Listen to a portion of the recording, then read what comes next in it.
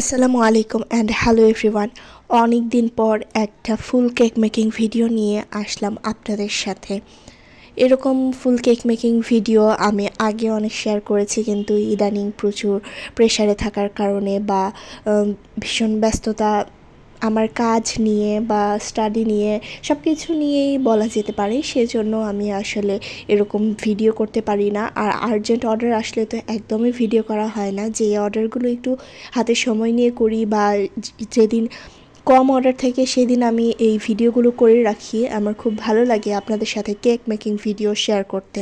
তো আমি কেকের উপর একটার পর একটা লেয়ার দিয়ে দিলাম, আপনারা সবাই দেখে ফেলেছেন। আর এখন আমি ক্রাম কোটিং করে, শীতের সময় আসলে কেক রেডি করা খুবই আরামের বিষয়, কারণ ক্রাম কোটিং করে বেশিক্ষণ ফ্রিজে রাখতে হয় না, আবার ক্রিম স্টিফ হচ্ছে কি হচ্ছে না এটার জন্য অনেক বেশি প্যারা খাইতে হয় না। ক্রিমটা অনেক তাড়াতাড়ি স্টিফ হয়ে যায় এবং ফন্ডেন্টের কাজ তো আলহামদুলিল্লাহ, মানে শীতের জন্যই মনে হয় ফন্ডেন্টটা আবিষ্কার হয়েছিল আমার মনে হয়, কারণ ফন্ডেন্টের কাজটা শীতের সময় করলে এত বেশি ভালো হয় যে আমি করে আগের রাতে করে রেখে দিতে পারি এয়ারটাইট বক্সে।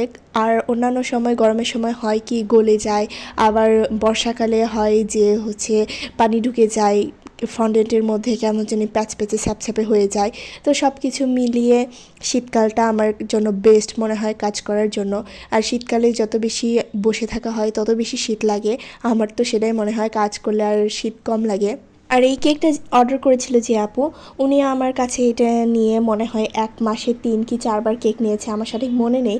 উনি আমাকে এই কেকের জন্য সকাল 8টার সময় কল করেছে। শীতের সময় আমি আসলে একটু অলস মানুষ, তো অনেক লেট করে উঠি, দুপুরবেলা ঘুম থেকে উঠি।